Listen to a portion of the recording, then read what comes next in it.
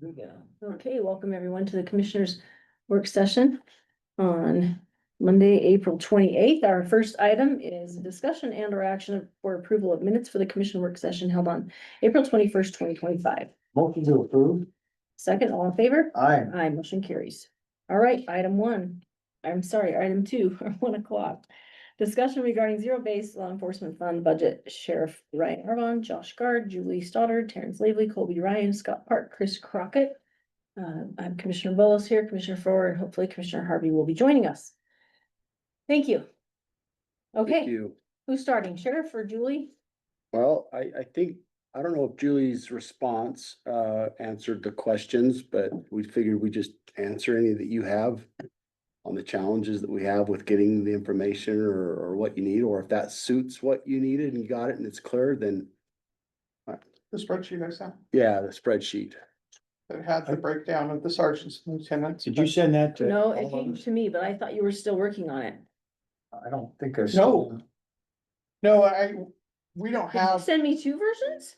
no, I felt I was like, gonna ask, sorry. hmm. Okay.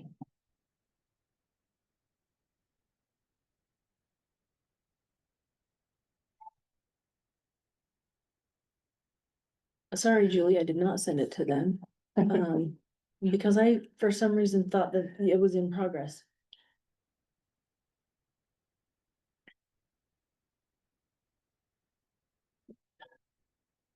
Morning or Good afternoon. morning, afternooning. Fairgrounds? Yeah. Okay. That's everyone's receipt of that. Can we pull Okay. this, Now we got it. can we pull this up? Oh, It might help if I started a short narrative. Okay, Would that That'd be be good. okay? So several months ago, a request came in for a zero-based budget. There was some discussion about subsidizing, and what we have concluded as an executive team is that we are absolutely subsidizing 100%. The general fund is subsidizing the contract cities. The contract cities are subsidizing general fund. And so it's going both ways, and this might help a perspective. So I tasked the chiefs Chief Guard and his staff to run some numbers.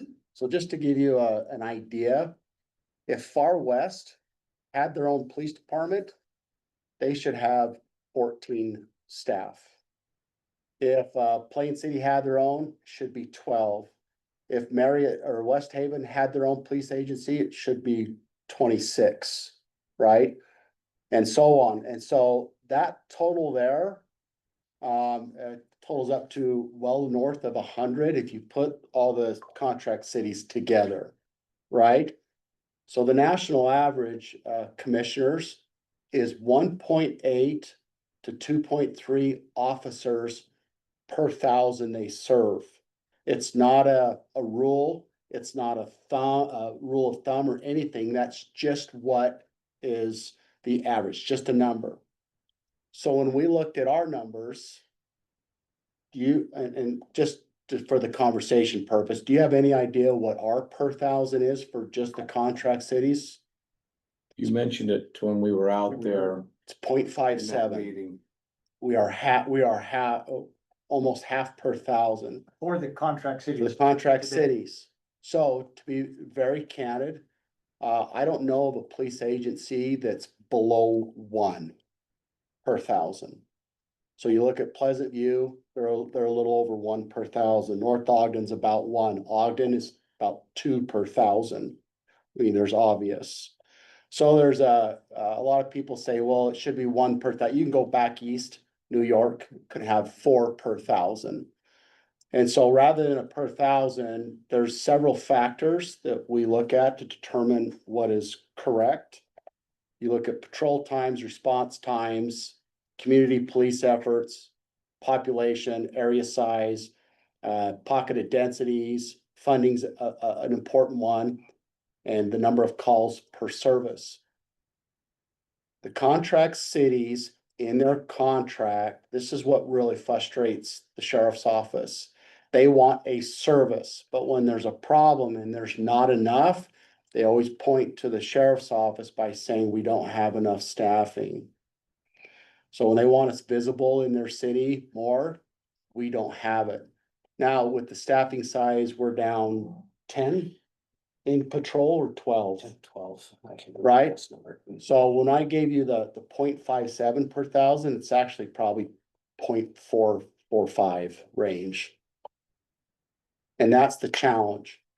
And so, honestly, what makes it really hard to delineate the line of general fund subsidizing the other is we don't have a definitive line that says, okay, general fund, these are your assignments. Contract city, there's yours. We have such a call volume that we take whoever's available, and that can include a lieutenant. So whoever's available, because sometimes we can be tied up. You guys know that within 7 months, we've had 3 shootings, all in West Haven. West Haven takes the lion's share of our resources, and absolutely, they should pay more. The other cities should pay more. And so when we ask for positions, according to, I think it was Scott Park or some of us, that there's been some questions of how we asked, and maybe it wasn't received. It's not a, I don't want to get anything like that. It's not a pointing the finger of sorts. But if we had the proper staffing for the contract cities, we could draw that line and very unequivocally say, here's what everybody did. But it's like imagine a bowl full of spaghetti noodles. And so that's our challenge. And so when we decide to put the numbers, we put the sergeants above because we know exactly where they're at all the time. It's the other guys we don't know. We know, but they're wherever the need is. But even if you look at the sergeants and lieutenants, they're doing multiple different duties, crossing lines into general fund, contract cities. Cause I'm down 2 lieutenants currently. Next budget year, I would like to ask for 10 positions that go clearly to, all of it goes to the contract city in the year after. My plan right now, it's tentative, is to ask for an additional 10. Economies of scale still puts everybody saving millions of dollars. But we are, Commissioner Bowles, we are absolutely subsidizing. Yeah. We're subsidizing both directions. It's not one or the other. We have if you want to delineate, they're just back and forth. We just don't have the staffing, and especially that we're down some, but even if we're fully staffed, it's not enough. We're 0.57. There's not an agency around us that's less than 1 per thousand. So it's difficult. It is. So I think that may help when you look at this, give a little clearer. So I'll turn this around. Can I go now? Yeah. Okay.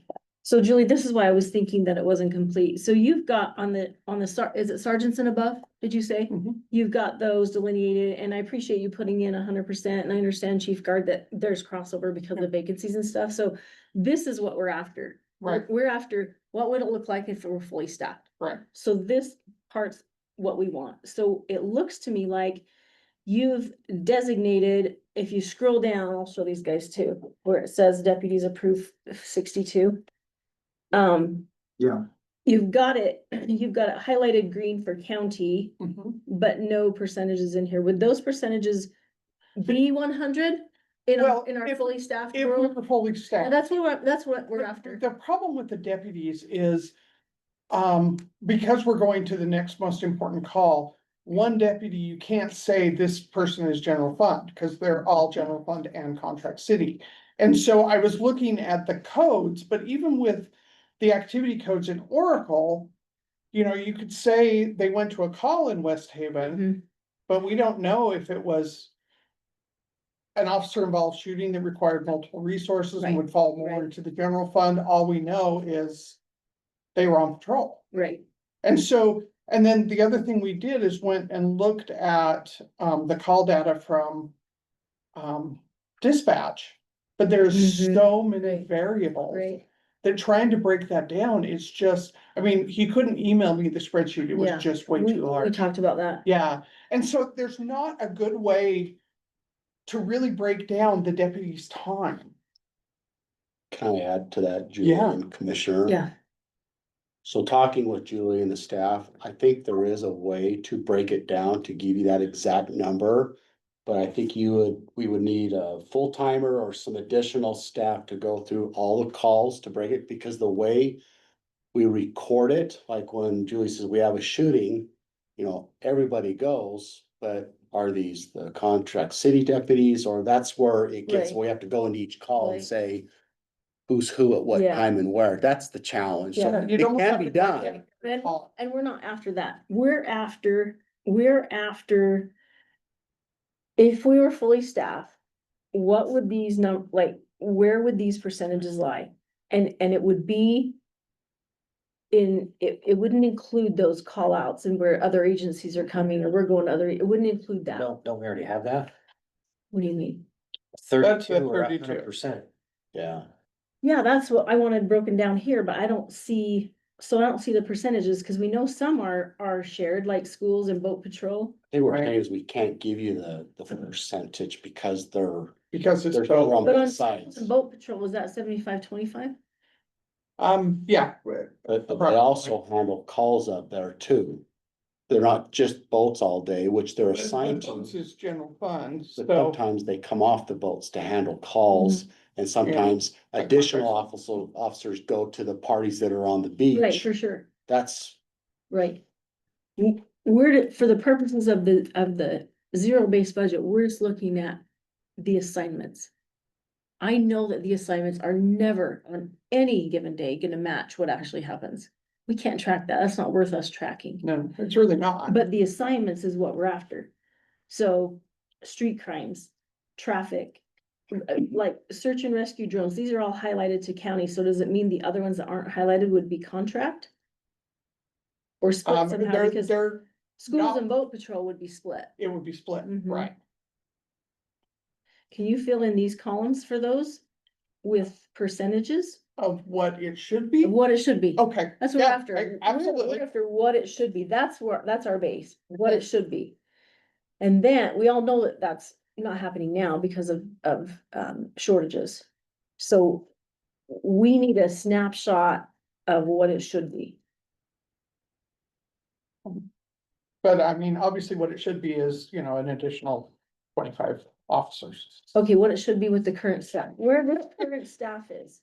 Okay, but where If you it's a got, vacant position, I still wanna know what the percentage, like if there's a SWAT position, it's vacant, I know it's not, but if so the do you SWAT want me to position, list each position, or if it has 3 in that line, I want it 3 times. you want it 3 times? Okay, Yeah. So like training in firearms, does that service the whole county? Do your trainers, your firearms instructors? that's the deputies actually spending time training But it services. Or doing the fire- jail deputies too. firearms. Okay, so that would be countywide. Yes. Yeah, So 32 one's deputies, not you said highlighted. 32 deputies is what? That's what 100%. has been the general fund. yeah. Okay. Yeah. That's what I wrote down. I just wanted to make sure. On these green highlights, we have 1, 2, I don't think we decided what to do with chief guard, but that's okay. You've got him in here. 1, 2, 3, 4, 5, 6, 7, 8, 9. You've got 9 highlighted. Well, 10, 11, 12. You've got 16 highlighted in green. So, yeah, so we'll need that. Like if there are 3 SWAT, because Okay, this only adds up to 16, you guys Yep. have 32. So, yeah. okay, But I think if you can, Julie, just work with you guys, well, mostly you, I guess, chief guard, in these percentages Mhm. and just not talking about future expansion and not talking about vacancies. If we were fully staffed today at today's budget numbers, where those would fall. Okay. So I apologize for not sending that forward. But now I look back at it, it's like, that's why I thought that we were still waiting. Okay, so, The other thing, I mean, so when the deputies record their time, when they're on patrol, they're just on patrol. I mean, are you looking for a deeper distinction from that? I don't think so, Okay, because if they're patrolling, that would be contract city, right? No, no, Mm-mm. we have general fund patrols too, And where are they patrolling? the entire wherever the county. need is. Where? Entire Entire county. county. Okay, then just designate that. Okay, We have If they're to, half and half. we've talked about this before, commissioners, I'm sorry, but we have to have so much in general fund patrol. To cover things like fairgrounds assignments, back up to other agencies, the Ogden Marathon that we're having a rough time getting people to cover. For this one, this year, so we have to have that general fund patrol. Deputies, so many just to be there. Mhm. So if you had so for the purposes of this spreadsheet, if you had a general fund deputy, then what I think I would like to see is, I'm just gonna pretend it's down here. There's a general fund patrol deputy. mhm. It would say, it would say how many events? Guard, like what percentage of their entire time all year is spent on events? 50? I have to look at it, I don't know, So what I'd want is like, but there's still, those events are general fund event. right, so it would But be, the- so this one would be split like 50% general fund, and then the other 50% they're patrolling. So maybe so it'll help me, what's the end goal from the commission with this information? What are you looking to do with this information, what you get it? Figure out where to bill. But if we're just giving you the information of what we have now, it's 32 and 56, so. Right, if How does we, that change what we're doing though? Yeah. I'm curious. Currently, Because I can't break down the deputies between contract cities and general fund. I can break down, you know, we can add a line for all the strike force positions, we can add a line for all of the search and rescue positions. But the patrol deputies is a patrol deputy. I don't know how to break that down. but you do have patrol deputies who patrol in unincorporated, and you have patrol deputies who patrol in cities with their own PD, plus they do events. they do events now because we don't have enough staff to delineate them. So that 46 is the contract cities, they're not general fund, 32 is general fund, so I understand what you want. That's what I'm asking you, is what are you looking to do with this information? To make it our base, that's all we're doing. So we're changing the base, is what you're saying, The because general we fund have, number. we have a base now. So you're looking at changing that base, is that right? No, we're not looking to change it, we're just looking to understand which ones are general fund. Like, But that's where the difficulty is, because of the spaghetti belt. They're going in and out. I don't know how to delineate. but they're that. doing that because of If the I can, shortages. you know, right? the ones that are specifically assigned, like the strike force, that's easy. Okay, I know that we have these people specifically identified. The rest are just on crew. But if we were fully staffed, Commissioner, that the answer you're looking for is 32. General fund. Can I ask a question Yeah. here? So 32 is what for me, it's a simple. All right, it's a simple question. Obviously the answer may not, but if I look at these numbers at the bottom, you've got general fund FTEs 12, contract cities 6, and unable to allocate 46. Mhm. So to me, what I'm after, and I think you said it, they're either working for a contract city or they're doing some type of work that They're we're doing gonna call both. for the general fund. They're But- doing both. But my problem is this, the general fund, people from Ogden City, Pleasant View, South Ogden their citizens pay in to that general fund. So, and I understand what you're saying about, okay, maybe it's a fair, maybe it's a marathon, but to me, that's easy to break down. What it comes down for me, and you said we have a lot more issues with West Haven than we do the other cities. I'd like to know they're paying their fair share, because what it comes down to is what Brad Slater mentioned to me at the meeting we had with all the mayors out there, The contract. the contract cities. He said, look, this discussion's been going on for quite a while, and it comes down to this. Cities, if you want top A, you want AAA service, you do your own police force, but don't expect the rest of the citizens that have Ogden City, Pleasant View, expect them to subsidize you. And to me, that's, looking at these, that's what's happening. I just Or want to know, vice versa. well, Because there are times that everybody has to come out of the contract cities to deal with something that is not contract city. well, I get, So But I don't know, that's the I problem. don't understand the subsidization gauge, and I apologize. Every resident in the county pays a law enforcement fee, right? well, but some of them are paying double. My point is they're getting double taxed. We don't like, there's something in the state constitution that doesn't allow double taxation. Who's getting double taxed? A citizen in Ogden pays in the general fund. They're paying their own police force. Now we charge them for police activity. How can we so tell me how we justify? But I agree that West Haven should be paying more, Okay, correct? but Ogden City is subsidizing, quite frankly, and very clearly, if their citizens are paying to public safety taxes, they're being charged twice. But West Haven is essentially doing the same thing by They're- paying for They're that also paying service. twice too. Well, West, Is it the right amount? well, no, but they- West Haven's paying on the general fund, but they don't pay for their own police force, or they would have a separate line item They- when that comes from the. But they pay a service, okay, that's the 46 contract cities, that's their double tap. Okay, so Here, let me show you something. is it the right amount?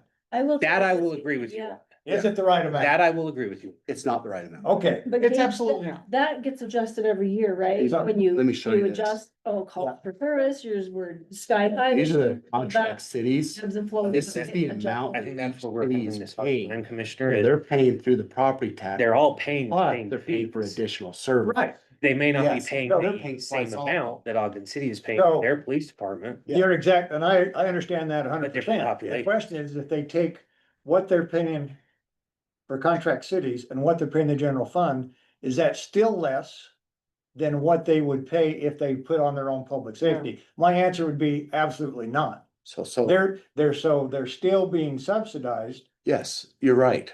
because the only way it equals apples to apples are if you could say general fund and contract city payments equal what it's gonna take them for, you mentioned West Haven 20, I don't know, what it was, 26 officers.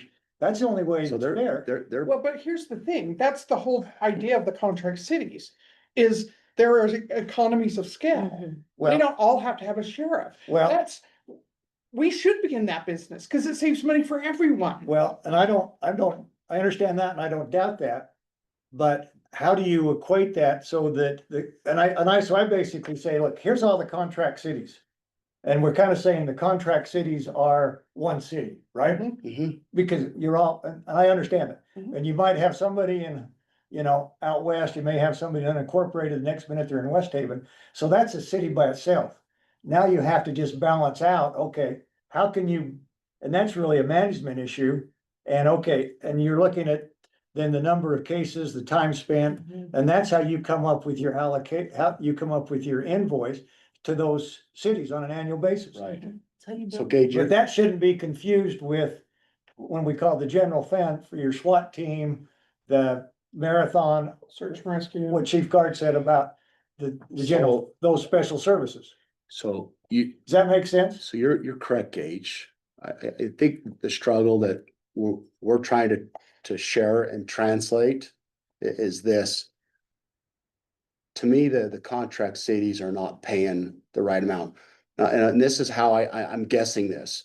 So as you know, there's gonna be a new city in the Upper Valley. I know very We well. often get questioned, how come there's only one up there, right? So you're gonna have a city that's gonna be twice the space of Ogden City. And the residents are gonna say, geographically, yes. And so this is what's gonna happen. The citizens are gonna say, there's not enough of you. Cause they're gonna pay a proportionate rate to what they're paying now. They're gonna say, why does it take 15 minutes to answer a call?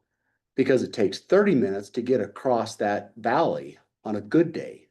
And so they're gonna they're gonna say, we want more, but what they're gonna do is they're gonna depend on the subsidized group to help cover that. It's not right. But You're absolutely correct. but if we had, so I said that we're 0.47, 46 that are contract cities. If we had 66 or 70, this wouldn't be an issue. Because there's not enough in the initial 46. So when the calls come in for, let's say out in West Haven, and it's a large call, we had 3 shootings, that takes sometimes 10 people to 15. So everybody who's on duty comes, and then who goes to the other calls that come up? Either they don't respond or they respond later. So as we get caught up into our own work, us here work 8 to 5 mostly. And if what we don't get done today, we can do it tomorrow. In emergency service, it doesn't happen that way. We've got to do it now with what we have. So to your point with the subsidization of the ones, the 32, they have to do what the others are not doing because there's not enough, and then vice versa. So when I was trying to give you the 1 per 1,000 comparison, technically we should be closer to 120 total. If you want to be candid about what that number should be, By taking into account just sort of everything, the account of population for Everything. incorporated, and then the account of population for population, the contract cities. response times, community policing, area size, pocketed densities, we should. And candidly, we're seeing numbers on the general fund should be closer to 45. We have 24,000 warrants just in Weber County. Do you know who's chasing them? Nobody. We only get them was when we make a traffic stop or something, right? So there's examples of all of that. So if we want the right size and the right service, it all needs to grow. And this is nothing towards you, but it's the community needs to realize, well, what do they want? We all want to save money. But we've cut so much and we're just, in the contracts that I know Commissioner Bowles has read the contract that we have, but the contracts are just service. It's not a per 1,000, it's just to answer calls. But when we're not answering calls or we're not visible enough, it's my fault. But we're not getting the right staffing. We're down to 40 deputies by this conversation that's handling nearly 80,000 residents. So we're putting a lot of people's safety in jeopardy. And so we would love to raise within a year, 2 or 3, somewhere between 20 and 30 deputies for the contract cities, not to the county. Then we could absolutely delineate who's going where and what's doing what. But everyone's helping each other because nobody has enough. Yeah. And So even, shouldn't those contract cities then, and I don't disagree with where you're headed, shouldn't those contract cities be responsible to up their So this is- budget to cover those additional people? So let me, And we I mean- made it clear to them that that is exactly what. I mean, I know it's a tough discussion to have with the mayor, but bottom line, so this is my point, Gage. I'm at the point that the safety of our deputies are more important than anything here. I'm in the position to go to contract cities and say, look, on our next budget, we're gonna raise this many. And if a city doesn't want to do it, want to pay into it, fine, then go find your own. no, that's- Because we're cheaper, economy scales is so much better. We'll still be a lot cheaper and they go on their own, but we don't have enough. well. But you're right, Gage. I don't disagree with you, and I understand your dilemma there. I just think you have to have that come to Jesus meeting with those mayors and saying, this is what it's gonna take. And this is where you're gonna go with it, or you're gonna do your own. And I'm fine with that. And, they're gonna push back. But when there's complaints about the sheriff, hold on, when there's complaints to the sheriff's office, do you know who they come to? Well, and No, they come here. I get that. But the cities need to feel what we're going through, but they don't. They just pass it No. on to us. It's easy for them Yes, to pass, then that's just part of politics, sorry, that's Yes. just part of what you signed up Yes, for, we I all know. signed up. But and you brought up the new city, and I warned you about this 6 months I ago, know. is you better be prepared to go in with guns loaded to make sure that they're paying, and I'm hurting myself here by saying this, that they're paying their fair share, because there'll be the people up there that want AAA service for a D payment. And that's how the cities have become here. That they're literally, some of these cities that when West Haven did the study 2 years ago, it was 23, 25, and they're paying for around 12 or 13, Yeah. Well, right? I think we understand that. I think Yeah. I think Commissioner Bowles, Chair Bowles, are just trying to come up which I fully support, it's the balance, how do we balance? How do we become a more equitable position for those general fund dollars? So let me answer your question, Chief Guard. I have two answers. Why aren't we just going by the 32? And I've talked to you about this before. The last time that was determined was when I was in office in West Haven. And if it's still 32, that's great. We just wanna see that. So I wanna reassign just to make sure we're where we were 6 years ago. It's next probably more, like the sheriff Yeah. said, honestly. It's probably, what we've Because the come up with is, population has increased and it's like 45, 46-ish. Look, I, No, I'm talking about the positions that are funded right now. So that leads me to my next response to your question. like, let's take ICAC, for example. Mhm. Back when this number was decided, you could get away with one ICAC detective for the entire county in general Right. fund. Now it's probably three. Right, so that's So why. the number 32 is going up. Right. So it's a difficult conversation, yes, with the contract cities and with the three of you, because we're probably gonna be asking for more in the general fund too. Right. So my response is this, if you guys and Julie can spell out for us where those 78 are. So we can see them by line item, not only does that verify that the number that was established 6 years ago is still correct, that's important for us, we need to reevaluate that. But also helps us in expansion, And so we can, that's why we. we wanna can see do it. that, but I can't attach names to them right now. That's okay, that's okay, Names. Okay. Because I don't have the yeah, names. that's okay. But So when you say though, to lay out the 78, so that's using the assumption of the 32. Mhm, yeah, Okay. That's, Yeah. And then Yeah. do you want to know what we think the 32 really should be? let's do that in the next budget. Okay, Let's do Okay. that in the next budget. So having the 32 and having, what's the difference? it's 46, I've written 32 and 32 and 46. it's 40. about a 60-40 split. So having the 32 and the 46, whether they're vacant or not, will give us that baseline. It will verify that the numbers of 78 have not changed. Now, I know they've changed by a couple with the addition of this, yeah. And the 2 school resource school, yeah. officers, yeah. But we'll be able to verify that number still is the same after 6 years. so And then, then it also gives us the starting point for the next budget. Does So that do answer your you want- question? so those school resource officers, those are split because they spend a Mhm. quarter of their Yeah. year. So Yeah. do you want 2 line items for them, or do you want 1 line item at 75-25? 2 line items, each line items. resource officer, this one's 75-25, this one's 75. Okay, Yeah, that's Just yeah, reversed. yeah, Okay. yeah. But you're saying you want one row for the. 25, school 1 row resource, and per- column A is Per 75. officer, column B per is- deputy, per deck. yes, That's what I was. So like just a split that adds up to 100. yes. we Got can it. do that easy. Okay, And to subsidize engage, I wanna say this, and I wanna get this out there, even fully staffed, even competitive with other agencies. Is there gonna be subsidizing going on still? There is, because I don't care about a line item, I care about public safety. yeah.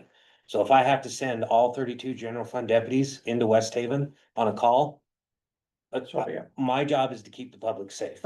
And the same thing goes for if you send them on a call to Roy, right? We're Correct, also or like, Ogden, in the or if big they're picture, working the we're all Ogden subsidizing Marathon. each other. And I get that you wanna make sure that the general fund is only paying for general fund assigned deputies and assignments. I totally get that. We're on the same page with the contract cities.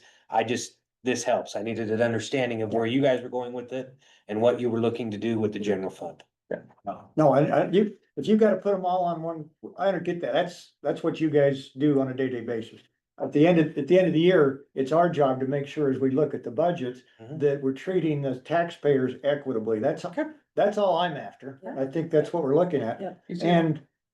And again, bottom line, it goes back, are those contract cities, is that new city in Ogden Valley gonna pay their fair share? For the Well, service they they're want. gonna, For the circuit, yeah. They So- make some of the people I've talked to said that they're gonna start out with the way it is now. Once calls happen, once you get city council and a mayor, they're gonna hear the complaints and then they're gonna come to us, right? And it's gonna be a staffing issue. So and it could easily double up there because of the geography of the Upper Valley. Well, I would just say, I would have that conversation up front, make it very clear to the new mayor, whoever that may be, and the other people, that, hey, this is what you're buying. Okay, you signed up to buy, you want the Mercedes, but you're gonna end up with a Chevy. No, I don't want anybody's. You didn't hurt mine. I Okay, agree with you. anyway. So, And I think we do need to have those conversations, Gage, because we've had 3 OISs in 7 months. My concern, officer involved shootings, my concern is the next phone call is Yeah. gonna be one of the deputies got hurt. We came damn close in this last officer involved shooting to having one, if not both of them hurt. yeah, So And then that. we do need to have those conversations across the board. And frankly, it comes down to money. I need more money to keep my guys safe. Yeah. And public safety. no, and This has been a good conversation. Thank you. I have a question.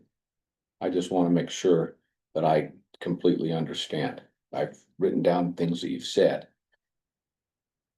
When you talk about spillover, you mentioned, and let me just tell you where I'm going. You're with 100 in a perfect world. We should have 120, not 78. And that's based on the 80,000 population in unincorporated Weber, let me finish, in unincorporated Weber County and the contract cities. Now I got a yes and I got a no. Which one is it? The way you phrase it is, so it'd be additional general fund. And it would be additional contract city. I'm just talking about the 80,000 people in contract cities and unincorporated Weber County population. So the What's the general number fund, to get to 1 per thousand? so, That's 1.5 right there. That number right there is 1.5. so the general fund, depending on who you talk to, is equated into the number that we're serving right now, which is not correct. It's 46, That's what I've got written down. right? But we don't serve 80, the general fund technically serve 280,000. It comes out to be 0.17 per thousand on that ratio. That's a different, That's a totally Yes. different thing. I wasn't going there. but don't So put them together. 120 should be the contract cities number, then plus the general fund. that's, No. I think that's probably. That- close to it. That's what he's saying, because it's the, He's saying It's- he's not saying that. right? Now You I'm guys need to confused. do that. No, it's. And I know we need to hurry. I'm sorry. I just want to make, this is where I'm getting at. Hold on, that is a conversation for the next budget. Anyway, It is, so even totally, though we're not clear right now, totally. we're talking about expansion. Yes, so those numbers are expansion numbers and Yes. they're broke down different, that's all. Okay, I've got to put a question mark by that. And then. Just to be clear, if something hits the fan in Ogden. The sheriff's office helps respond. We help in every city, including highway patrol. Thank you. If something hits the fan in unincorporated Weber County, do we see deputies from, or excuse me, law enforcement officers from Ogden and North Ogden? Sometimes. Okay. Depending on the level of emergency. So, sorry. Well, And we see, yeah, if we need help. We have such a great working relationship with all the other agencies. That Morgan County, Yes. Upper Valley, Comes Morgan over, County troopers comes up come. quite a few times. what about North Ogden? North Ogden will North come Ogden. over. Have they come over the divide? They help us on the divide Yep. quite often. So that helps me understand then, when you're talking about splitting from the 32 to the 46, I'm gonna use the numbers rather than the areas, while you're meshing and covering in those other things. I got We all, Commissioner, outside of the accounting books and the computers and the meetings, we're a big None of that family matters. that help, when the button gets pushed, everybody goes. We had It's that- been several years. We had a student with a gun at Fremont. Yeah. We had agencies from Salt Lake County come and Davis County with Buckeye. resources. So Oh. yes, when shit hits the fan, everybody helps everybody. That's so that to help understand then, and I'm really happy to hear that. Cause that's when things are happening, but the numbers that you're representing are numbers you say that are 6 years old. I would contend that these are likely the same numbers that I remember 9 years ago. It's probably correct. So there's been no adjustment to these numbers in the last, well, you could argue 6 to 9 years. Correct. So to find out, I think this is, and I commend you, Madam Chair, for your work in trying to get to the detail on this. Because it helps, the bottom line, keeping people safe. Mhm. That's the bottom line. So that, my questions are answered here. Thanks. This 32 came from Clint Anderson's report. It would have been Clint back then. I remember that. We've. Clint was the one that was, and with all due respect, it was Clint that was the one that was in the room, right in this very same room. Terry wasn't here very often. It was Clint, and with all the mayors, I was in here at the time when all that was going on. I remember that. I remember the consternation that Mayor Taylor had with the whole thing about double taxation. And some of the other, Mayor Caldwell had, well, it was actually Mark Johnson had with double taxation. These are the things that history does on inside the books. It's not out on the front line, but to make these balance. And so I appreciate Yeah. what you've done. Thank you, Madam Chair. And maybe a lot of this, commissioners, we've been on the defensive a little bit, not understanding what you want to do with Yeah. the information. And I think the sheriff is right. This has been a great conversation, a little bit less on the defensive now, and I didn't have an issue before, but yeah, we'll work and see what we can come up with Yeah. percentage wise. Yeah. And it's good that they be evaluated, and 9 years, I think, is too long Mhm. based on population increase and things like that, and the numbers need to go up. Well, and the data that here's the thing, instead of saying the numbers need to go up, Let's back it the up. data will back it up. Well, absolutely. Yeah, that's where bottom line. Okay, cool. Well, if you don't mind then, and again, I will- I I will get apologize back for to you. not forwarding that. It was because got of it the now. link, so I This think, is anyway, so if you forward that back with those, Yes. then we'll. I think will we'll do be it. Where we need to be. I'll work with Chief Guard, we'll get that updated. Okay, thanks, you guys. Yep. Great conversation. Thanks Yeah, for thank you. everybody coming out. Did you travel in carpool?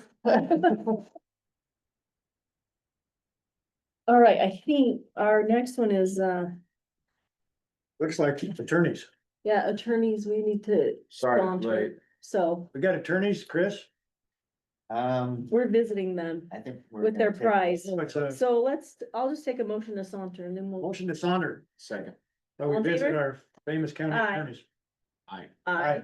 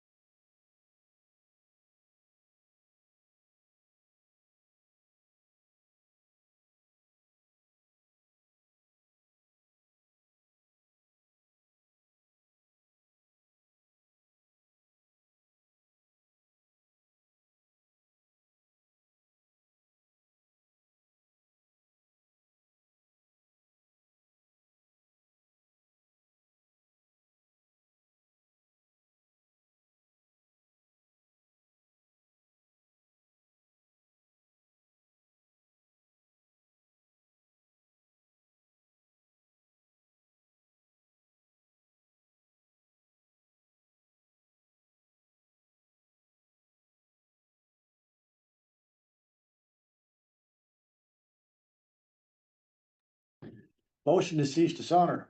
Second, all in favor? Aye. Aye, motion carries. We're back from our administrative, There it is right there. I told you. all three commissioners are here. For item 2, review of the 2024 and Q1 of 2025 financial review, Scott Park, Stephanie Eber, and Ricky Hatch. We also have Sean Wilkinson here. Sparky. All right, so we'll share the screen and stop sharing for 1 second for whatever reason. Okay, this is a review of the quarterly financial statements, well, the 2024 financial statements, plus I also threw the first quarter in there. I'll hit the first quarter really quick because there's nothing of note to go over for the first quarter of 2025. We're very young into the year. We're too soon to see if any of our projections are good or bad. Our spending is right in line with what it always is at this point. So I won't focus a ton on this first quarter 2025, but I do want to go through 2024 because there's a couple of things that happened that are just fascinating to me. Interesting. Let's just say interesting. So I wanted to start with this slide. I don't normally show this. This is a screenshot of our actual financial statements, and I was hoping Commissioner Bullis would appreciate the indentations, the lines of the totals and everything like that, and just how beautiful an income statement that is. It's just beautiful. It's beautiful stuff. And they all line up. They all I'm line up. trying to. Yeah. The one number on here, we're gonna talk about this, but the one number I want you to focus on right now is that transfers out of the general fund of $8.7 million. I'm gonna just leave it there as a teaser, as a placeholder to keep you interested as to why in the world did we transfer $8.7 million out of the general fund? So we'll get to that. But first off, we're gonna just start by talking about our old friend inflation. And actually, I don't think I'm gonna talk about inflation much anymore because since 2023, we've averaged about 3%. We're stable. This was a big deal back in COVID. This was like game changing. But we've stabilized since then. Now, you could talk about tariffs, we could talk about the economy. And I've listened to several different economic forecasters, one from Zions Bank, you got Wells Fargo, we've got our bond agencies, and they all tell a different story. And the answer is we just have no idea. So we're watching it. We continue to watch it. We'll watch inflation, but it's not been as big of a deal recently. But the change in interest rates has been, and we'll get to that. And that's going to relate back to that transfer. But we'll just start off with some fun facts. So $35 million of property tax in the general fund in 2023. 2024, we budgeted for 38.7. We actually got 38.5. So we collected 99.34% of our budget. Wow, that was a rocket science here. Yeah, so we're actually with Ulibarri, we were fairly good at getting our budgets. We're usually within 0.5%. So it's pretty good. Actual growth rate of 3.4%. Sales There's tax. all these little cogs and keys to the whole thing, aren't there? There's all these little facets. Sales tax is a little harder to predict. Property tax, I can tell you down to the building permit, who's filed building permits and whether they're gonna be done, it's just a race to get done for by the end of the year. This one's a little less sure. We actually over budgeted a little bit. We budgeted 19.8, we collected 19.2, so we collected 97% of our budget. Growth rate actually was 3.3. We had anticipated to be close to 3.75, but well within our margin of error. Yeah. And so no issues there. I wanted to just show the municipal services fund sales tax because that has a separate tax base and they were at 99.2% of their budget. So right in line, we were within, $32,000 of our estimate. So right on the money there, nothing to worry about. So what I want to talk about is going forward. So this is from the state of Utah and this is statewide. So the state is projecting 4% increase in sales tax in 2025 and about 3.4% increase in the number of dwelling units. So that's not necessarily value, but just the number of actual houses being constructed. That's in the state, though. That's in the state, not Weaver County. They don't break it down by the county, at least as far as I'm aware. But looking at what we budgeted for this year, we budgeted property tax growth at 2.75%, and I think we're right on the track to hit that. And we budgeted sales tax growth between the various funds of 1.6 to 3.8%. And I still think that that's a good conservative estimate. I want to leave the targets there. I don't want to adjust them up at all. And so I think we're right in line with what we expect to see in 2025. So here's some interesting facts. So we budgeted to spend $1.6 million of our general fund balance, but we actually added 2 million. So there was a 3.7 million swing, right? We budgeted to lose 1.6, we actually added 2. The difference is the 3.7. Municipal Services Fund, we budgeted to spend $1 million, we actually added $1.6 million, so there was a $2.6 million swing. So I just wanted to highlight some of those key areas. So in the general fund, our jail revenue was actually down a little bit. We had 2.7 million in payroll savings, another million in other budgetary savings. 400,000 of rollovers, which were projects that didn't get spent in 2024, but then we just came and asked you to roll it over to 2025. Some miscellaneous fees and revenues that went up. And then the two lines at the bottom, interest income, $5.1 million more than budgeted. We budgeted $3 million. We got $5 million more than the $3 million we budgeted. So you'll see that the transfers out $5 million more than budgeted there is because we made a ton of interest income that would have put us over our general fund threshold. And so we transferred it to capital projects as we are allowed to do in our budget. So did we underestimate interest or underestimate our cash? We underestimated the interest rate, and I'll show you that. Yes, the rate. So Yes. Right. the Okay, rate, and I'll show you that here in just a okay, bit. got it. Sticking with the general fund, you can see the percentage of our budget actually spent. So salaries and wages, normally we spend about 90%. This last year we spent 95%. That's because we sharpened our pencils when we did the tax increase in 2023 for the 2024 budget year. And we said, well, look, we're budgeting the sheriff overtime and we're also budgeting the sheriff full positions. Well, they have attrition savings. We're going to use that attrition savings to cover their overtime. We're not going to budget them twice, essentially. So we actually got much more precise on that calculation. So the fact that we're 95% is actually a good thing. We honed our estimate a little bit better. And then you can see we're right in line with everything else. Ricky had me put these percentages here down at the bottom, this 70% for salaries and wages, if my mouse will move. You can see that that's the percentage of our total general fund budget that goes towards that line. So travel and training, it's less than 1%. Equipment and debt's 1.6%. So the first one and the last one are the big money spenders. But we're right in line with what we expect to be, so I wasn't concerned about that. Payroll savings, looking at that, we normally, last few years, we've been saving $4 or $5 million. This year, we tightened our budget, we tightened our estimate. Sheriff's office saved $1 million, everybody else combined saved $1.6 million. So about a 60-40 split. That's about flipped opposite from what it normally is. Usually it would be 60 to 65% sheriff's office and then 35% everybody else, but. Because... Go ahead, sir. Please. Which kind of, that kind of matches the percentage of how much the sheriff's office is of our full budget. They're about 50% of the general. I thought they were 55. Well, public safety in total, but that counts, Attorneys. attorneys. and it Okay, counts- so Mike, Yeah. I respect the correction. Thank you. Okay, jumping to the municipal services fund. So here are the variances that make up that 2.6. So BNC roads kicked us back almost $500,000 more. Building inspection revenue was up, as was related engineering services fees. You can see the line for interest income in there, payroll savings, enforcement savings. So the sheriff, when he doesn't spend his full budget, he gives a rebate back to the contract cities, which the unincorporated area is a contract city.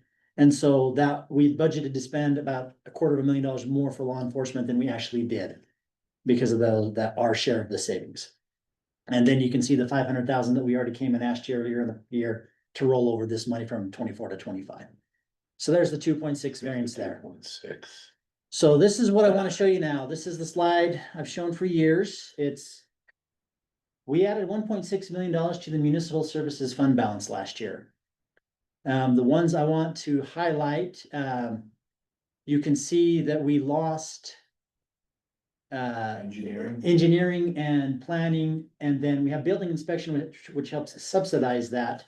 But all in all, we still lose money on our community development and we subsidize it with tax revenue. That's a conscious choice that we make. I just point that out because that's the area where we have the biggest discrepancy.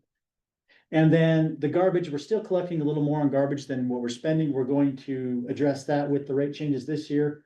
Sean's already made those adjustments. Plus, we're splitting the municipal services fund in half.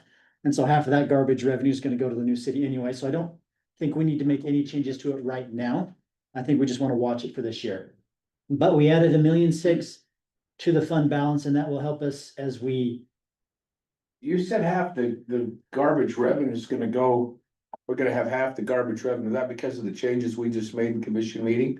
Or are you talking about this? Okay, Correct, yep. got it. We dropped our administrative fee. Well, and we split the city, and we're Yeah, well, the losing city half of not that. as many. Use the augment. Yeah, Yeah. but that's this much compared to this much, isn't it? No, they're fairly close. Really? Yeah. This is just the unincorporated upper and lower. I got it, but Yeah. I'm surprised at that number. Yeah. Thanks for the clarification. Yep. Learn something new every day. So that 1.6 puts us in a strong position that if we transition and the new city doesn't pick up our engineering or our planning or our building inspection or some of those services, we've got enough money in our budget to have a 3 or 4 year implementation of a plan to right size. Well, we may share that revenue, not shall. Yes, but I'm saying if we keep it in the county, we also have, Right. let's say we have twice as many staff as that we need, we have time to reallocate and deal with that. Right. And with Yeah. as many things as they keep throwing at us, it's costing us a ton. Yep. Here is Culture Parks and Rec. This is the loss, operating loss before transfers. So this is not counting the transfers in from tourism to subsidize, nor is it counting the transfers from the capital projects for the OECC renovation. So this is just their operations. So they lost $6 million last year. They've basically been losing $700,000 more a year for the last 4 or 5 years. But they do get a subsidy from the tourism tax revenue, which has been more than enough to overcome that loss. So they're basically, we told them you can operate with the tourism revenue, and anything more than that, you gotta charge additional fees to cover your costs, and they've been doing that. They've been essentially living within that budget. So here is the tourism. Show you the tourism fund. You can see at the beginning of the year, we had $9 million of tourism funds. We spent 11 million of that, which includes $4 million to renovate the Ogden Eccles Conference Center. So there's $4.8 million left in that fund as of the end of the year. As of right now, we basically spent all of that on the OECC remodel. If you recall, it was a $20 million project. The first 8 million came from county capital projects. The next 12 million comes from Culture Parks and Rec. And if they run out of money, then we're doing an interfund loan to lend them the money until they have the 12 million to pay us back. So that 4 million, that 5 million that you see there is basically gone. And they're about to the point where they're gonna start actually borrowing the money to finish that renovation. Okay, but But, not much. How much were they gonna borrow? so they'll borrow probably 4. We initially thought they'd borrow up to 8, but looks like. 4 million? 4 million, yeah. Yeah, but when they initially thought we were gonna borrow 8 million, so they're only borrowing half as much as they needed to. Where does that put us total for the project? 20 million. So it'll still be. It's 20, it's because the tourism fund is kicking in more money than we had originally estimated. So it's not that the project costs less, it's that we have more money. I thought they were gonna be under budget. Maybe I wasn't supposed to say that. Well, I haven't seen an update on it. I know that they were going to be close, like hopefully not over budget. They're not good, they're, Yeah, but sorry, they I weren't- may have I just may have, Yeah. okay. And maybe Todd's come in there and they're gonna change. The last I Yeah. heard that they had anticipated staying on budget. Now, So that 4.8's going. it's, yeah, I think instead of renting a crane to lift up the AC units to the roof, they're gonna have Todd do it. Just, Yeah, just toss He'll them. just, it's like, it's like one of those, wall balls, Yeah. wall ball type thing. Yeah. Okay. okay, yeah, so that's, okay, enterprise funds. So the transfer station added $2 million. Part of that was savings, payroll savings. Part of that is because they're an enterprise fund and operate on full accrual. So when we spend $1 million to fix the facility in the general fund, that would be an expense. In the enterprise fund, it gets capitalized and depreciated over the useful life. So we did spend a lot of money in 2024 and 2023 for these types of projects, but we capitalize them and depreciate them. So that's one of the reasons why that revenue is so high. Animal shelter made $110,000. That was basically the donation that we got. Mm. Otherwise, they What would was the have, total of that, do you remember? it was like, I believe, 110, between 100 and 110. You can, if you don't mind, you can look that up, Steph, just the donation that came in the 4215600. And then the garage lost about 40,000. It made 15,000 the year prior. That's a little more than I would like to have seen it lose, but it makes money. Some years it loses money. This is one that I think we still need to continue to watch. I hear the department say, yeah, we're charging about what the market rate is now for the service, and so they want a market rate service, and so we just need to keep watching that to make sure that we're providing. And part of that is that there were some expenses that should have come out of the prior year that came out of this year. Yeah, one of the people So- that quit, they had their P card getting charged for all these things, not their P card, they were getting invoices sent to the email that nobody was seeing, and so we didn't notice that for a few Yeah, so, months. so if you offset that a little bit. It's not, we made 15 and lost 41 year. There should be, they should be somewhere in the middle probably. Yeah. But anyway, I agree. But we just need to keep watching that to make sure our costs and revenues are in line, so that we're not spending more. Okay, so this is the first, I've been This is here the fun one. 10 years. Oh, I love this. This This is the Porsche. Can This you rev is this the up for first, Hartsville? yeah, I like this one for Harvey.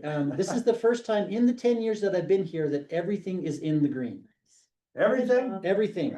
Animal shelter just barely squeaked by with that donation. Yeah, everything is Now, in the this green. is amazing, because will you just tell them again about 9 years ago? Oh, no, Have a slide. this for is this is incredible, because we were running on fumes. Yeah, so I remember a year into this job, John Bond walking over and saying, I'm not sure we're going to be able to make payroll because we had no cash. That was right after we had made a couple of big purchases. Transfer station was in trouble, the animal shelter was in trouble, the municipal services fund was in trouble. Paramedic. We were borrowing against the general fund to pay other things. Yeah, so this is actually Paramedic. really good. Now, we do need to talk about the paramedic fund. And I'll go through that here in just a second, but I wanted to show this before we jump into there. Here are the PTIF interest rates. So this is where we have most of our cash. So if you remember, we have COVID-19, I forget the name of it. Yeah, pandemic. And then the feds say, we're gonna give you some money to help people. So they give us $24 million of CARES Act money and say, here, take the cash, go spend it. Normally the government's like, spend it first and then we'll reimburse you. They dumped us $24 million. And then the next year they came out and said, oh, and by the way, here's another $50 million for ARPA. And then the opioid settlements have come out and they've given us nearly $10 million for that. Now, we have that money and we were planning on ways to spend it and we started to spend it and it took us a little while to spend that money. But at the same time, we were getting a huge infusion of cash.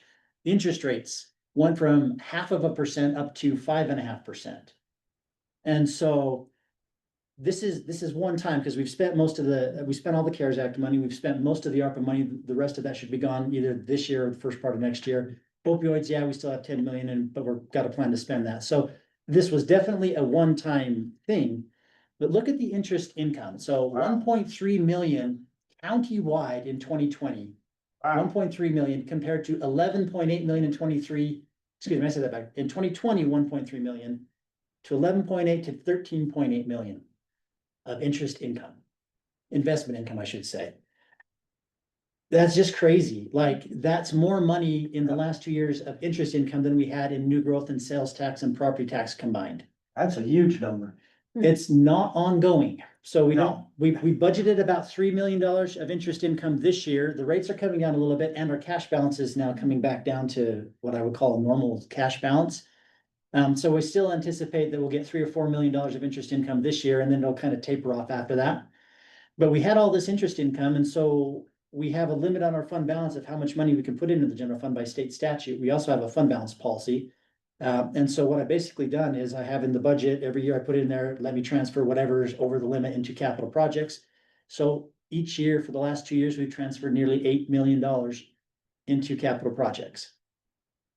So what that looks like now, we have 3.3 million for the library. Now, you told me to transfer that in 2025, so we did. This is at the end of 2024. So the library got us 3.3 million, Culture Parks and Rec got their 2 million, we just transferred their funds, they didn't spend them all, we just said, here you go, we're getting them out of capital projects. Yeah. Repair and replacement, we've got 4 million, the jail expansion, we had just under 600,000 left, and we anticipate they'll spend that, all these other minor projects together, 900,000, and then reserved for future projects, 61 million. Of that, we spent $1 million to acquire a corner lot up here. We've got another 5 million potentially committed for another parcel. I know we're in an open meeting, so I don't wanna, but it's related to that. Plus, Correct. I've set aside 10 to 15 million dollars for the parking structure out here, not knowing what our total contribution is to that. So of that, you still have probably 40 to 45 million that's available to be committed to a project. Now, we have several very expensive projects out there, the Golden Spike project, the one was 150 plus million dollars. We've got a mental health facility that's 30 plus million dollars. If we choose to remodel the Weaver Center while we're doing the parking structure renovation out there. That could be anywhere between $3 and $10 million, depending on what the scope of the project is. So while I'm saying we have $45 million, it's a lot of money, but we still have a lot of capital project needs. So it's not like we're holding too much money and we don't have any idea what to do with it. We still have plenty of projects that could use all that money plus some. Scott, on the jail expansion, what is that 569? Cause I thought we had reserved 10 million out of our capital projects.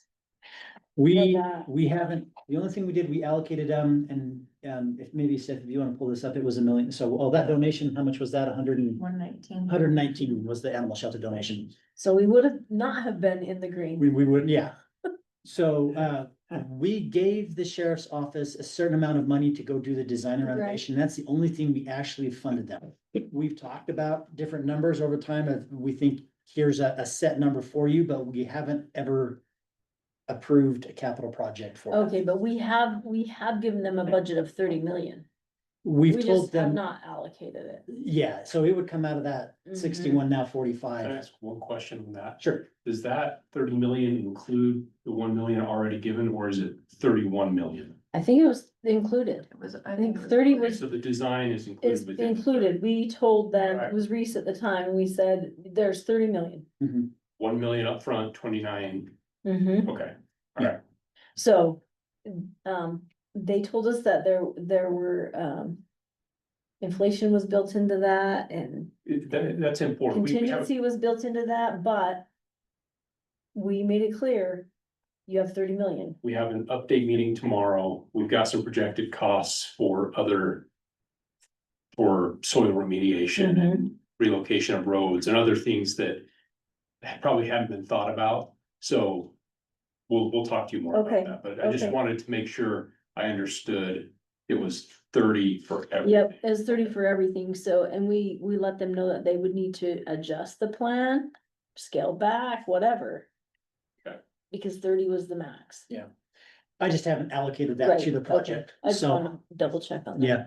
In fact, I think we were waiting for some of these cost numbers with the Mhm. road and what that would be, and are we gonna count that as part of the 30 million, or is that gonna be in addition to the 30 million for soil renovation? So once we know that number, we'll actually Okay. get a formal action from commissioners to Yeah. allocate that money, because I only move the money there once you actually appropriate it. And we would Right. wanna essentially, allocate all the funds, wouldn't we? At that point in time, like, Once we we're have an gonna, approved. we're gonna shift some over that we're freeing up because of opioid, settlement spending, so that frees up some money to put, like, we weren't gonna wanna establish all that at that. We point. do, once we know the final scope of the project and the final costs, we wanna come bring that back to commissioners and get you to actually take an action on it to fund the project at X number of dollars. Okay. But until we do that, it just sits in that reserve for future. Okay, okay. Okay, questions? 5-year forecast. We're good on our, so this 5-year forecast makes the assumptions that our growth in revenues and expenditures matches like the past 5 years worth of growth in revenues and expenditures. If we have a compensation study that comes out and says you need to increase your salaries by 20%, this does not account for that. So we would have to fund that increase. But it shows that unless we have big changes, we're okay in our general fund for the next few years. I don't anticipate a need for a tax increase barring compensation changes. And that's the big thing right now, that we're doing that compensation study. We don't know what the results are going to be, but if they come back and say your public safety is way underfunded and we need to add X%, we would have to figure out how we're gonna fund that. Well, we also do know about the, mental health contract, right? Mhm. So that's gonna affect that. We know that. Yeah. Okay,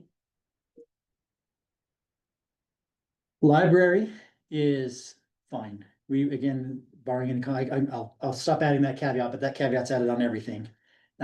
With compensation, but the library is fine. We always trail off towards the end as my projection becomes more and more imprecise the further out you go.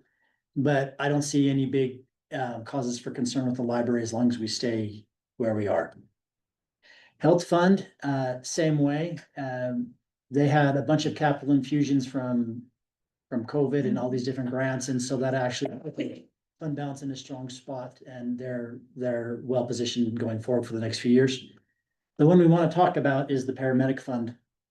In the last budget cycle, commissioners, we approved a contract for 6 months for Northview Fire. Yeah. And then it will now be a full year in 2026, the full year. On top of that, we also approved some increases to the contracts for the remaining providers. And they had asked for a bunch more than what they actually got. And we told them that we would have to come back and look at this in the next budget cycle to figure out what we need to do to make this fund sustainable.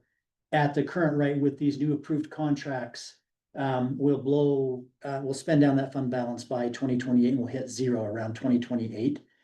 So we have a year or two to take action. I really think that it would be appropriate to discuss that in our budget cycle this year to figure out what the plan is, and then take action either this year or next year to make sure that we don't get to a spot where, okay, we're 2028 now, we need to start taking action. So that's the one thing I wanted to point out. So while it does have a healthy fund balance right now, our ongoing expenditures are going to exceed the ongoing revenues by a significant amount. And we knew this, we talked about it in the budget. County's growing, we need another paramedic unit, it just is what it is. Makes sense. So we'll have to likely make an adjustment to that tax rate. Now, hopefully it won't have to be anything significant.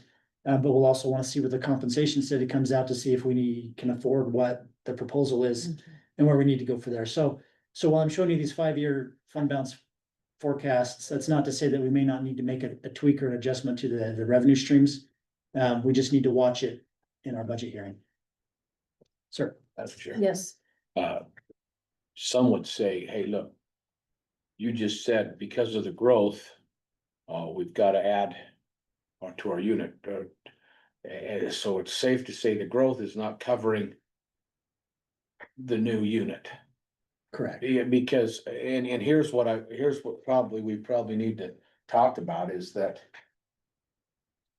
we had 3 different places we got paramedics from. We went to 4 or a 33% increase. 3 going to 4 would be 33% increase, wouldn't it? Yep. So we don't have 33% growth. That's the difference. I think we're going from 6 units to 7 because Ogden has 3, Roy has, is it River that has 2 and Roy has 1, or is it the other way around? So we're going from 6 units to 7, but yes. But your whatever the argument- percentage is, we're not Yeah. growing at that rate, and that's why we need to make a Correct. tweak. Yeah. Okay, The Got it. cost of inflation, the cost of wages, the cost of equipment has far exceeded our Mhm. new growth in property tax. okay, just, okay, you would expect that to level out, right, before you need to add another unit. yeah. Like, you add another unit and then the population grows up to that. Yeah, so I Theoretically. imagine it like stairs. So you have to shoot up and then you're flat for a while, then you shoot up and you're flat for a while. It's not like we can add a 0.25 of a unit, you know. No. We get to the point where we need the units that we jump up and then we don't need it for a while, and then we have to jump up and So so it's more expensive than it should be, but then we'll hold for a while. we'll hold for a while, just like we have with the 6. We've had 6 for at least 10 years. And so hopefully with the 7th, that will be able to hold us for several years. Mhm. That is the end. I just wanted to show you 2 other things really quick. This is our fraud risk questionnaire. Commissioner Bellis, I had you sign this. Commissioner Harvey and Farrar, I think both in the past, you both signed off on this. The state auditor is requesting that I present it now in an open meeting. Oh, Tina. Get Tina on the phone. It is our fraud risk assessment, so it's not, are we committing fraud, it's just, is the county risky? We have this, we know what the requirements are, and so we made sure that we hit a perfect score. Because you get points by having policies that cover conflict of interest, procurement, ethical behavior. You have points for, do you have somebody on your team that has adequate experience and gets adequate training? And so we made sure that we hit the highest category. So we're at 395 out of 395, so we're the lowest risk possible. But we engineer it that way because we know what the requirements are, so we make sure we hit all of the requirements. Way to go. So I just I wanted like to it. show you that. We you've need to already- talk about that at the next convention. Yeah. This is a huge. And Commissioner Billis, you've already signed off on this one for this year, but I just wanted to show it to you in a public meeting so that there's record that you've actually been presented with this risk. There's no areas where we need to adjust because again, we've had this for several years and we made sure that we hit all the marks. That's 100% right It's there. 100%. There you go. Doesn't get much better than Oh, that. For counties of the second class and the first class, I can't see any reason why they wouldn't be at 100%. Some of the smaller counties that maybe don't have the separation of duties or the, I could see them being more risky, but a county of our size. Well, some of those commissioners are risky just in and of themselves. Yeah, yep. You want me to start, well, it's public, I could start naming them off, but we could. Couple of those guys, that Garfield down there, Garfield, yeah. Yeah. And Wayne, Wayne, wow, Commissioners, unless you have any other questions, that's all I have for you today. wow, that's it, Great That's it. report. it's a wonderful report. good report.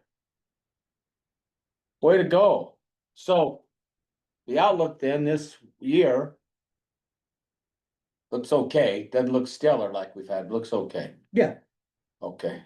We're coming off some crazy The times. compensation study. Well, Yeah, and- borrowing, that's, Yeah. is this, we haven't figured in that compensation study then, have we? We no, don't have the results. we don't have the results. Now, we talked in our last budget hearing in open meetings about what some of the possible sources of funding are. And so we still have those available. We do have a medical contract that's come back more expensive in procurement. Quite a bit. We also had some retirement rate changes from URS that actually will help offset some of that. So we're in an okay spot going forward. We're not flush, with way more money than we know what to do with. But we're doing okay. You're a wonderful asset to our organization. Thank you, you and Stephanie. Of course, it takes Ricky to select the talent. I keep them fed. Yes. Keep them in ice cream bars. Well, I appreciate you commissioners being willing to listen to and make adjustments as necessary to keep the funds healthy and strong. And we've had, the interest has been a very nice one-time boom that's going to help us with our capital projects. Without that, being $16 million or more short in that capital projects fund, we'd be hurting to even do one project. Oh, yeah. So we've been very fortunate with that interest to hit us just at the same time. We had all this extra infusion of cash. And the interest rates went up. Yeah. So let me ask you a question, Mhm. since you're good at predicting the future. What's our chance of going into recession? And as I read the recent financial articles, still not 100%, but what's your take on a recession? And if we get into recession, what does that do? I'm assuming it's probably more sales tax, obviously, than property tax. Yeah, since we're revenue neutral, the property tax revenue will be fine. It'll just be the new growth. Yeah, Higher interest rates still make it hard to buy a new house. That's why my adult children will live in my basement forever, I'm afraid, yeah, because they can never afford to buy a house. I had those three economists. I had one that I think was like a 60% chance of a recession. I had another one that was saying we just don't know because are the tariffs on or are they off? well, that's an economist. Yeah, on the one hand versus the other hand, yeah, so I don't really know. The one thing I will say is even if all of our revenues come in short by, let's say, 10%, we're fine. Yeah, We have an adequate rainy day fund, as you saw with our fund balance, that we could have one or two really bad years and still be okay. Now, we would obviously make adjustments for those. We would tighten our belts even more. We'd stop some of these services that are nice to have, but not absolutely critical, but we would have time to do it in a nice orderly fashion. So. Great, what we needed to hear. great. Thank Okay. you. Thanks so much. Thank you. Appreciate your work. Well, this is feels at peace. Highlight of your day. All was well. It In is. my day, this is like, This is really the highlight. I'm glad to hear that financial statement reviews are the highlights of Yeah. anybody's day. Highlight. I think we're still muted too, just so you know. Not, the audio came through Scott, but. Is it not? No, Oh, no, Weaver we're- County 3 is the other, okay. Yeah, no, we're I was still. like, we were muted the whole time. That's the problem. Okay. Okay. All right. Thanks, you guys. Thank you. We'll move If on. you ever need a pick-me-up, just ask the accountants to come over. oh, That's right. I You know now. I'll say, Not the story in 2016. No, Scott was not popular. I think he was great because he helped get us to where we are today, Mhm. you know? You're not going anywhere. Scott. No, I've got, Emily's gonna come in. Yeah, we got, review proposal to have Oracle do an impact analysis and convert the payroll module to Redwood with Emily Wild and still Scott Park. Scott's a little long-winded. He's the one who put us behind. It's not that we started late. No. My fault, so. We made up a little time. We did. We did. Welcome. Hi, good afternoon. I Good already afternoon. introduced for the recording, so you can start whenever. And Oh, okay. So, let me just give you this information. Thank you. So. So, I think you're aware, one thing with Oracle's is they have introduced a new design. It's called the Redwood design. And so we've been slowly rolling out different of the modules to this new Redwood design. So one of the things that we need to do this year is migrate the payroll module over to this Redwood design. And, you know, Scott, Havey and IT and Ryan and my team, they've done a really good job with a lot of the other modules.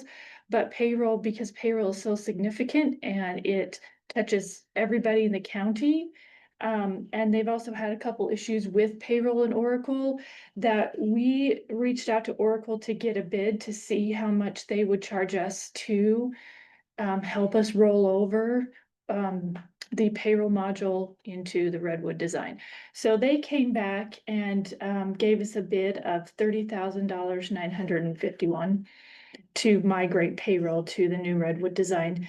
Now, we still have money in the budget from the original implementation costs, as well as there was some one-time money that we put in this year for, you know, needed expenses with Oracle transition stuff. And so we've got the money in the budget to do this. We're going to need to move everything over to Redwood because they will stop what's the word I'm looking for? Supporting our current version after a while. So we don't want that to happen, obviously, with payroll and then have any more issues with, you know, Got it. people's pay or running payroll or whatever. And I also think that the way that they're gonna do this is they're gonna evaluate how we're running payroll. And so hopefully it will actually help fix some of the issues and reports that they've had in payroll as we do this, so. so the savings that you had from the original implementation, have those been rolled over? They're in the capital projects budget, so we haven't wiped them away. So basically it was the travel and training. We didn't really have them come out and be Gotcha. on site a lot, Okay. so. Now you did, commissioners, approve $100,000 this year to help us fix some of the Oracle issues. Implementing Redwood, I think, will help us solve some of them. And then if I can jump into the other one, we have a proposal for about $68,000 now from Graviton, our consultants who helped us implement it, to change the way the payroll gets posted. So right now they've built a custom application that takes the Oracle data, does a lot of magic to it, and spits out a journal entry for me to import into the financial systems. And we've just had a lot of problems with the way that it works. And so we asked them to quote us a way to basically use Oracle's out of the box software. And so their quote is basically just under $70,000 to implement that. That is going to be well worth it, because right now, because Steph and I were around for the whole time, we know how to do it and know what to look for. In a few years, if Steph retires in the window or whatever, we would that institutional knowledge needs to be.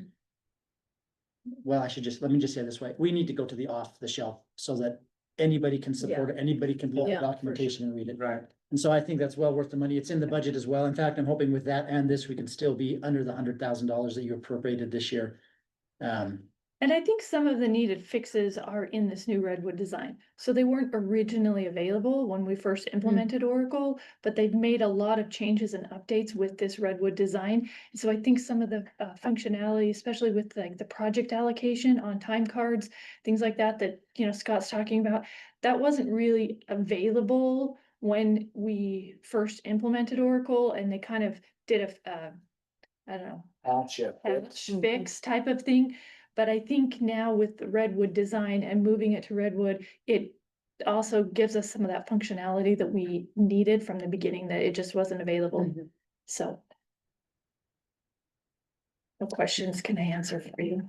Is it a one-time expense or is it ongoing as well? This is a one-time expense. Well, Both would be yeah. one time. Yes. I don't get to do this very often. Oh, Is there a reason you would bring this to us out of the budget cycle? It's already approved in the budget, so we didn't. That's not even a good No, question. well, I thought, what is funny? I thought it was funny. Well, Is that your only question? Yeah. It's in the budget. What Yeah. questions do you laugh have? is- well, I can't top that, no question for questions. No, I'm good. We're good. Okay. All right. Awesome. Okay, thank you. You'll see this come through then on the next week's commission agenda. Okay. Your signature. Okay, thank you. Thank you. Look, we got Stephanie in the room. How about that? And Ashlyn on her way? Yes, I can, we can, if you guys want to start, though, we can start. This one's super quick and easy. IDT, what's that? It's an internet company, it's the same thing. Oh, this- Support, yeah. So I know I'd seen that before, I didn't know where. It really is. You might as well ask your question now, Commissioner Harvey, and get it out of the way. No, I'd rather wait. We should be getting some internet, some people joining us on. Are they joining? I have some. They're not joining. Okay, well. All right, item 6 on our agenda is a letter of support discussion, IBT Group USA for BEAD program, Stephanie Russell, Ashlyn Tuckett. This is very similar to the one we had for Comcast. It's the exact same thing. They need a letter of support so that they can apply for the BEAD grant funding for, with the state of Utah. It's basically identical to the Comcast one, so, just wanted to, I thought they might be hopping on to talk about their project area, which is very similar to Comcast, so, Is this some of the money that came from the state? yeah, it's all that BEAD money, so Yeah. it's very competitive, so. So they're just asking for our They're just asking support. for a letter of Yeah, support, similar letter to of what support. Comcast said. Yeah. You okay with that? This is like your third time you've requested that I remember. For different, All different people. for different Oh. people. They're all Yeah. different, yeah. Yeah, this is. We like being supportive of everybody out there, Harvey. Yeah, we like to be Okay. nonpartisan in this, so Yeah. it makes it We competitive don't and, pick favorites. Okay, well, that's good. Mhm. yeah, so. Okay, If you don't mind, I'll draft that and have Commissioner Bowles sign it. we're good? Is that what you? I'm good. We're good? Good. Good. No, it's a letter of support. It does not need to go on a consent Okay. agenda. Okay, you got 3 thumbs up. Woohoo! We're done. That was Thank you. easy. There you go. Good, then while you're We'll still try. here, we'll move to item 7. I'll make that motion to adjourn, Madam Chair. Second, All in favor? aye. Motion carries. Aye, aye, Thank you for aye, those aye. who joined.